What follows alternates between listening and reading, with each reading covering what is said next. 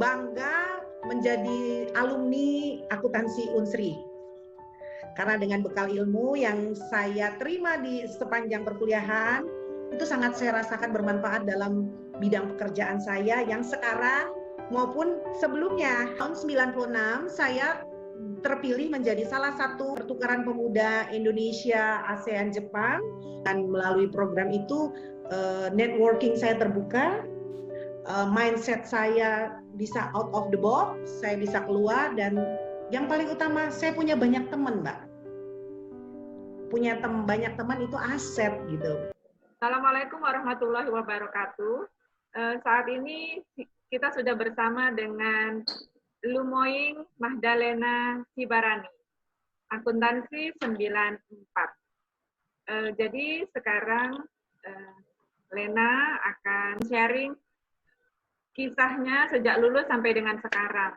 Kita tahu akuntan ini sekarang menjadi notaris PPAT. Jadi gimana ceritanya sampai dengan menjadi notaris ini, perjalanan hidupnya. Mari kita simak bersama. Silakan Lena. Halo, selamat siang, salam sejahtera dan salam sehat buat kita semua. Secara khusus buat semua para alumni FE Unsri, akuntansi khususnya. Buat para senior-senior saya yang saya hormati, dan buat para adik-adik tingkat yang saya sayangi, yang saya hormati juga. Saya alumni akuntansi Unsri tahun 94. Itu adalah masa-masa transisi di mana kampus baru dimulai. Yuk. Jadi kami kuliah itu kadang-kadang pulang nebeng mobil, penuh perjuangan. Sambil kuliah ada yang lewat-lewat gitu ya di depan kelas. Tapi itu sesuatu yang menyenangkan di masa-masa kuliah itu. Dan itu kami pernah juga demo besar-besaran mengenai bis kota karena teman-teman kami ada korban beberapa orang. Nah, saya sangat bangga menjadi alumni akuntansi Unsri. Karena dengan bekal ilmu yang saya terima di sepanjang perkuliahan, itu sangat saya rasakan bermanfaat dalam bidang pekerjaan saya yang sekarang maupun sebelumnya.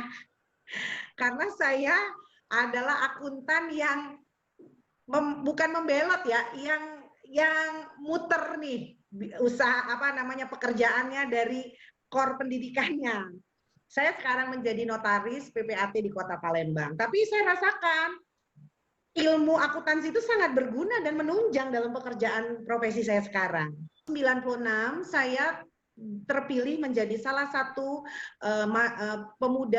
pertukaran pemuda Indonesia ASEAN Jepang, satu-satunya untuk pada tahun itu mewakili provinsi, dan juga diberangkatkan oleh pada saat itu dekan saya waktu itu Ibu Badia Parisade, dan diberangkatkan mewakili Sumatera Selatan. Dan yang buat saya bangga lagi, tahun-tahun berikut setelah saya, semua anak akuntansi. Memang anak-anak akuntansi itu mempunyai kemampuan. Ya, setelah terbukti. Saya, ya terbukti. Setelah saya 97 itu Putri Fajar Haryati itu ke Australia, kemudian Nina Karina Karim ke Kanada, kemudian Palupi ke ASEAN Jepang, kemudian Eva ke Jepang, ASEAN Jepang, Yutia Baijuri ke Kanada. Setelah saya itu semua anak akuntansi. Luar biasa, berarti anak-anak mahasiswi akuntansi berarti berpotensi dong, Mbak. Ya, itu. Dan itu sangat berguna dalam kehidupan saya selanjutnya, karena dengan melalui program itu networking saya terbuka, mindset saya bisa out of the box, saya bisa keluar, dan yang paling utama saya punya banyak teman, Mbak. Punya banyak teman itu aset gitu. Jadi pengalaman berorganisasi tentu kita rasakan sekarang berguna di dunia kerja ya. Tapi Lena belum ceritakan setelah lulus apa yang Lena lakukan. Saya nih kalau ditanya setelah lulus apa yang dilakukan, saya lebih malu, tapi ya gimana juga ya, karena saya seminggu sesudah wisuda saya langsung nikah.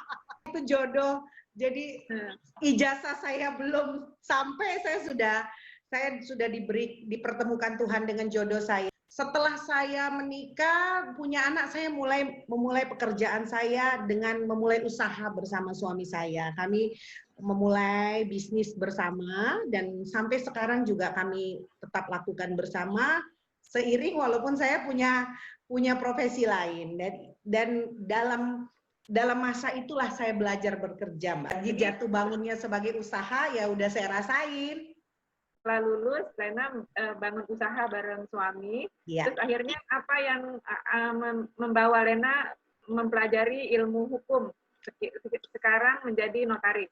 Di berjalannya waktu usaha itu kan ada up and down. Dan saya melihat dalam setiap pekerjaan kami pasti berhubungan dengan yang namanya legal, hukum ya.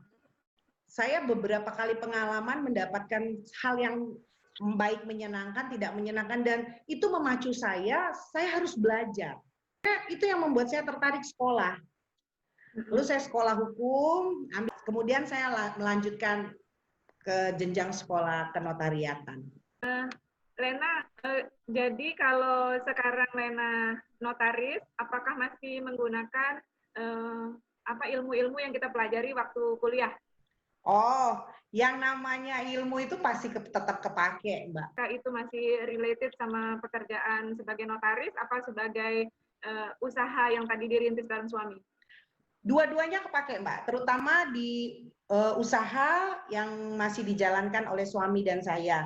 Tapi di profesi saya sebagai notaris, itu juga berguna, Mbak. Misal, perusahaan, PT, mereka kadang-kadang kan mau membuat risalah, RUPS, mereka kasih laporan keuangan, minimal saya bisa ngerti dan baca, Mbak. Oh ya. Saya tahu, terus kemudian ada banyak hal mengenai manajemen keuangannya juga berguna, bagaimana tata kelola kantor saya, berguna kok dan related dengan profesi saya. Kita ilmu akuntansi kita mudah memahami bidang-bidang lainnya. Apakah benar begitu, Len? Betul, betul. Saya rasa ya, Mbak, memang akuntansi itu berguna ya, bisa diaplikasikan dalam bisnis saya, dalam profesi saya rasakan itu manfaatnya. Bisa nggak Lena kasih contoh kelola kantor gitu kan? Karena kan tentu saja kan kantor itu badan usaha kan, jadi itu kayak perusahaan. Jadi kan tentu kalau perusahaan kita mau itu kan going concern. Nah, kalau going concern kan kita tahu harus labanya harus berapa supaya bisa bertahan ya. Itu kita nggak dicontohin, Lena. Ya, kalau di usaha di luar kenotariatan, di luar profesi saya notaris itu sangat berguna ya, Mbak. Kalau di bisnis ya semua, tidak ada usaha yang tidak bertalian dengan laporan keuangan, laba rugi, bagaimana menjalankan cash flow kantor, itu tuh benar-benar plak-plak butuh banget itu. Tapi kalau di saya notaris itu banyak, Mbak, yang misal saja kalau saya berhubungan dengan klien, saya akan lihat perusahaan ini sehat atau enggak sehat, minimal saya ngerti baca laporan keuangan. Oke. Kemudian waktu RUPS, minimal kalau dia mau nyampein yang agak-agak bohong sama saya, kan mereka mikir juga, wah ini mantan akuntan ini. Walaupun kadang-kadang seringkali saya udah lupa-lupa, saya suka call a friend, tanya nih sama teman-teman, oh ini mak bener nggak ya? Gimana? Oi, tolonglah, aku ini udah nggak ini. Tapi paling tidak, Mbak, kita mengerti. Terus untuk di kantor juga, bagaimana tata kelola keuangan kantor, bagaimana ngelapor pajak sebagai wajib pajak yang taat dan patuh, gitu kan? Itu sangat berguna. Lena, kalau boleh tahu sekarang sudah berapa lama menjalankan bisnis sebagai notaris dan yang bisnis bareng suami tadi? Bisnis kalau bareng suami kita mulai dari dulu kontraktor. Kita baru mulai properti tahun 2012. Jadi seumur perkawinan saya menjalankan usaha 21 tahun.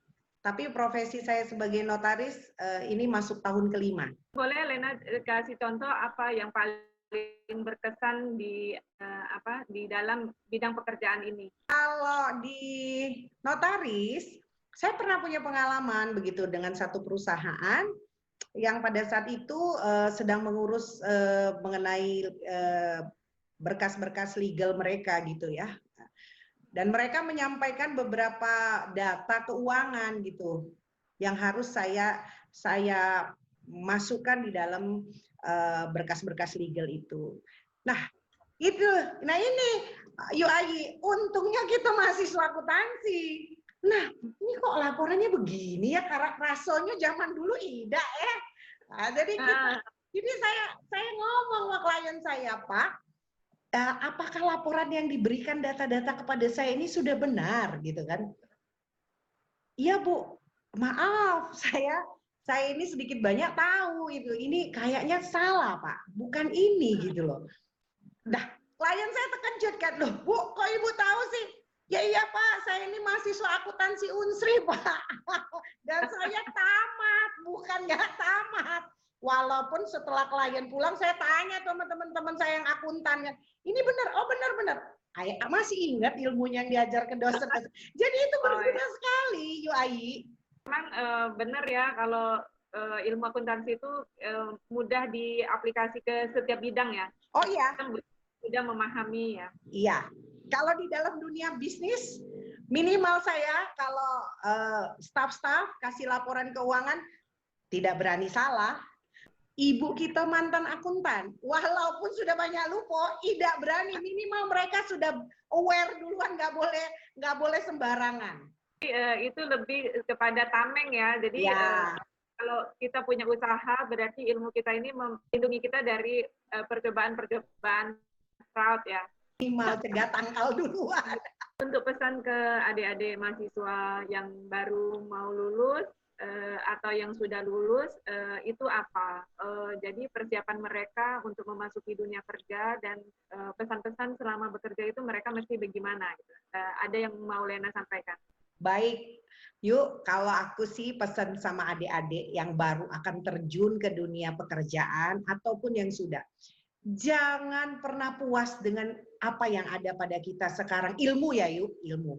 Maksudnya gini, anak muda zaman sekarang tuh saya lihat, udah deh belajar ini bini aja. Enggak, mesti belajar lebih banyak lagi gitu. Karena tidak akan rugi belajar sesuatu itu tidak akan pernah rugi gitu. Dan saya lihat juga anak-anak muda sekarang tuh ya yuk, kalau zaman dulu ya misalnya gini, perusahaan minta lu 4, kalau lu bisa kasih 6, kenapa enggak gitu. Jangan ada limitasi gitu loh. Sekarang tuh anak-anak muda ya, aduh, saya lihat juga kadang-kadang saya punya staff-staff tuh, aduh ini nggak mau ekspor, harus lebih semangat gitu, harus lebih, wah aku nggak boleh cuma belajar ini, harus punya curiosity yang tinggi. Zaman sekarang itu mempelajari segala sesuatu tuh lebih gampang karena ada internet. Beda dengan zaman kita kan yuk, kita harus belajar, baca buku. Perpustakaan sekarang everything you want Google jawabannya. Tapi kan tergantung sudut pandang kita menggunakan itu untuk sesuatu yang berguna, meningkatkan kualitas kita atau apa ya. Nah itu, buat adik-adik ayo semangat. Masa kita yang tua-tua aja semangat, yang muda-muda enggak. Ayo, semangat. SQ penting yuk daripada IQ. Spiritual dan EQ itu penting yuk.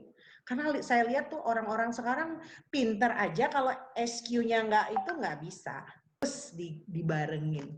Kalau misalnya itu dikaitkan dengan memasuki dunia kerja, apakah background kita pendidikan, pengalaman kita berorganisasi, kayak tadi Lina contohin, kalau Lena punya pengalaman pertukaran mahasiswa itu, networknya masih terjaga sampai sekarang, kemampuan berkomunikasi, berbahasa asing, itu ada lagi nggak kira-kira yang diperlukan adik-adik untuk masuk ke dunia kerja dan di sana mencapai karir yang tinggi?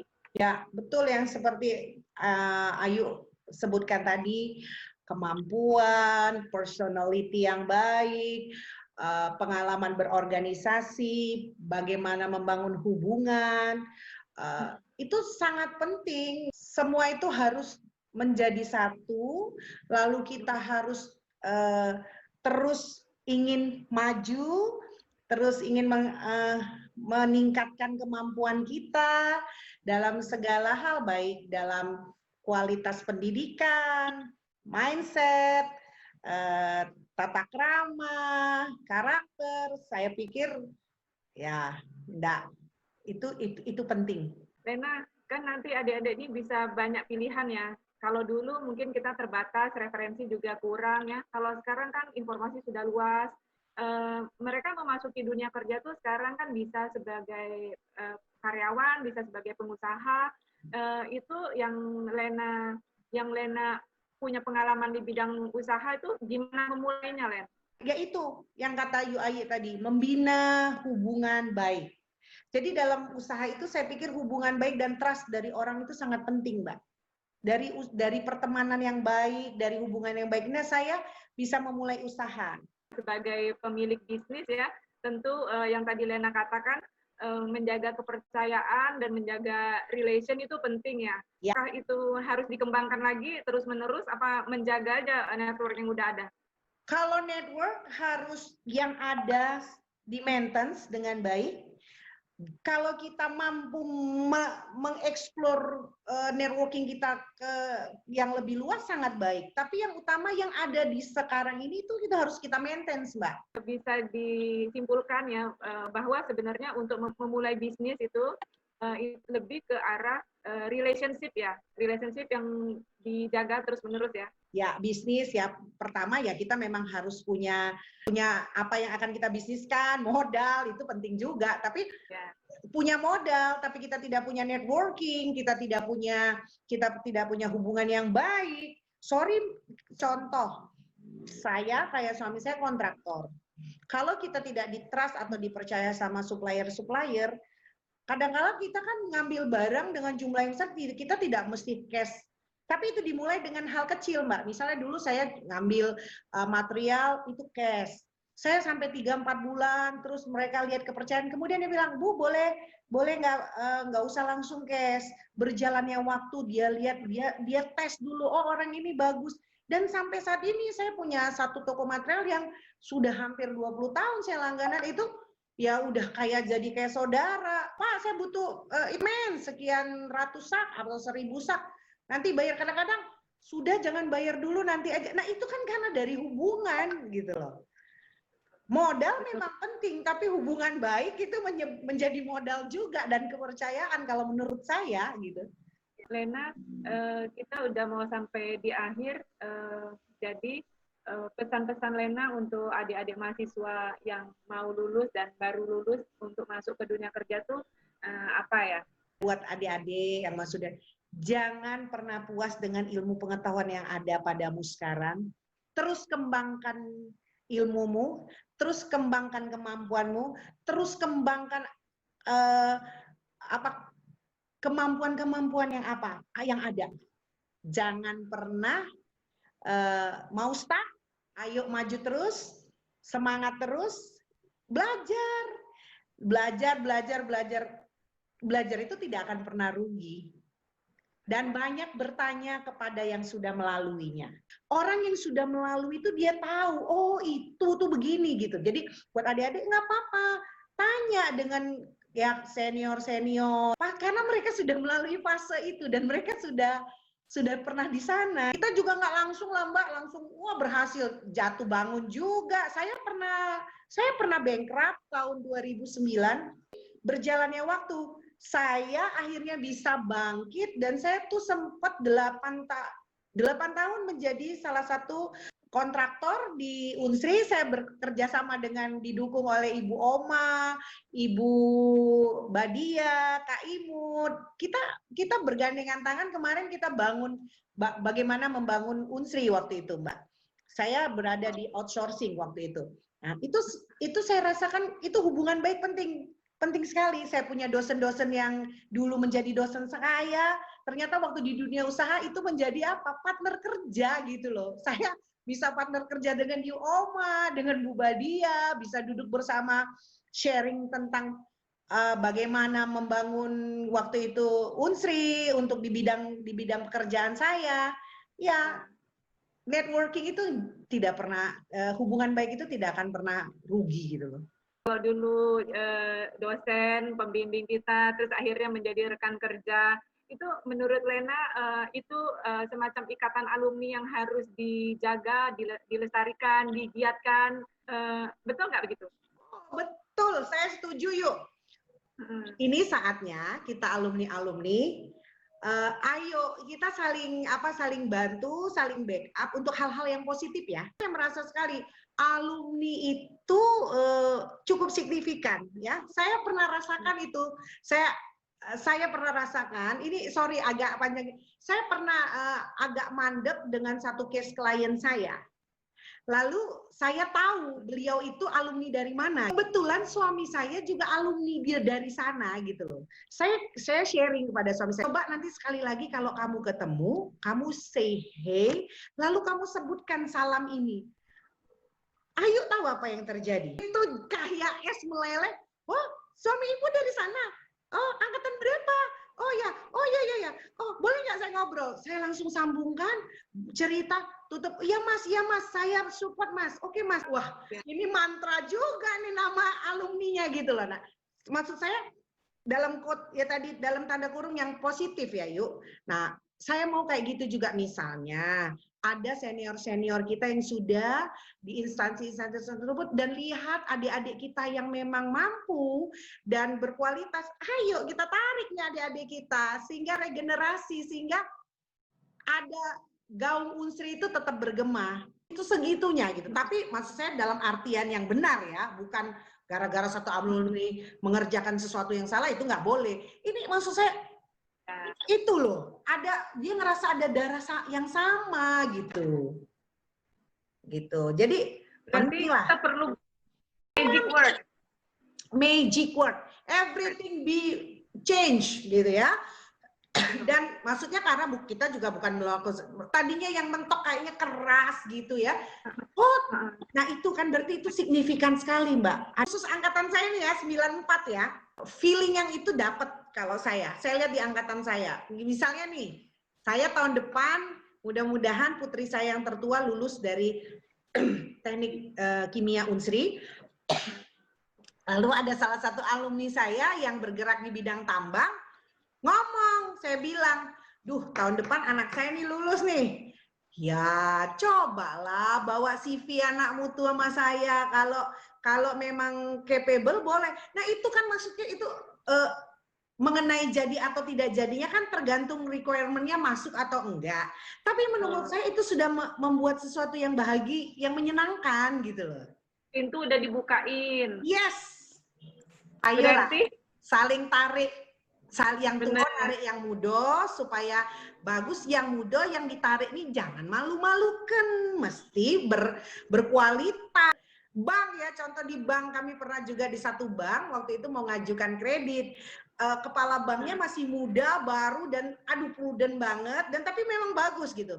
Wah gitu, stafnya mulai bilang, Bu ini kepala kantor kami ini begini, gini. Oh nggak apa-apa, waktu ketemu jadi lucu sekali. Dia visitasi ke kantor saya yang menerima bersama suami, ngobrol karena suami saya, oh iya Pak maaf, ngobrol-ngobrol santai, alumni mana? Dia sebutkan, sama dengan alumninya suami saya. Lalu dia, wah tahun berapa? 20 tahun di bawah suami saya. Lah saya bilang, wah kalau begitu kamu anak saya gitu kan. Jadi oh ya Pak, jadi yang tadinya suasananya kenceng keras jadi enak. Tadinya yang orang menutup jadi ya buka. Kita kan lagi menuju ke sana tuh Len. Jadi kita nih mendekatkan diri kepada adik-adik, adik-adik juga mendekatkan diri kepada kita lewat forum yang ini ya. Karena ini terakhir kalau misalnya adik-adik nih mau persiapan skripsi atau mau tahu tentang banyak hal di bidang hukum atau kaitannya dengan pengelolaan usaha, boleh tanya-tanya sama Lena langsung? Boleh sekali dengan tangan terbuka menerima adik-adik.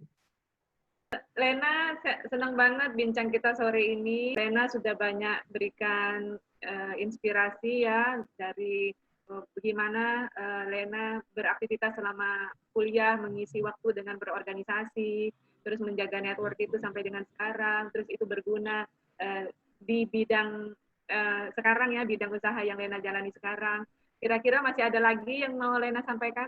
Secara keseluruhan, saya berterima kasih sekali boleh pernah menjadi salah satu mahasiswa akuntansi Unsri tahun 94 dan lulus. Saya mau mengucapkan terima kasih kepada para dosen-dosen saya selama saya berkuliah, apalagi satu sosok yang saya sangat kagumi sampai sekarang, yang masih cantik, yang masih terus, ialah seorang Ibu Badia Parisade. Beliau tetap menjadi tokoh idola saya ya. Saya berterima kasih untuk semua dosen-dosen saya, Kak Imut, Yu Oma, Bu Kencana Dewi, dan semua dosen yang tidak bisa saya sebutkan satu persatu. Saya berdoa dan kita bersama-sama semoga para dosen kita ini sehat dan Unsri ke depannya lebih baik. Secara khusus Fakultas Ekonomi jurusan akuntansi supaya lebih meningkat lagi dan lebih banyak orang-orang sukses yang berasal dari akuntansi Unsri. Terima kasih kepada Lena, kesediaan waktunya, kesediaan sharingnya. Salam untuk keluarga. Nanti adik-adik bisa menghubungi Lena untuk tanya lebih lanjut. Akhirul kalam, terima kasih Lena. Selamat sore. Selamat sore, salam sehat. Salam sehat.